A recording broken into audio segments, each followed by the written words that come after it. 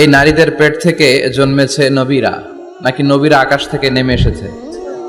আল্লাহর ওয়ালিরা, ইসলামের জন্য যারা শহীদ হয়েছে, সব শহীদরা, সব সিদ্দিকিনরা, সব সৎ কর্মশীলরা এই নারীদের পেট থেকেই এসেছে।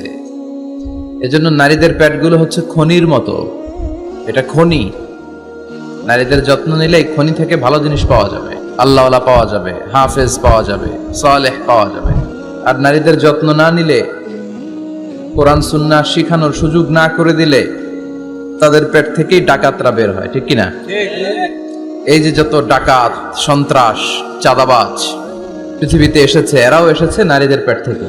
এজন্য বলা হয়, বাপ ভালো তার বেটা ভালো তাই, মা ভালো তার জি, গাই ভালো তার দুধ ভালো রে, দুধ ভালো তার ঘি। গাই ভালো তো দুধ ভালো, দুধ ভালো তো ঘি ভালো, মা ভালো তো মেয়ে ভালো, বাপ ভালো তো বেটা ভালো। কথা বুঝতে পেরেছেন? এজন্য নারীদেরকে সুযোগ করে দেওয়া উচিত। তারা যদি কোরআন সুন্নাহ জানে, তাহলে ঘরের মধ্যে কোনো শিরকের ছোঁয়া থাকবে না।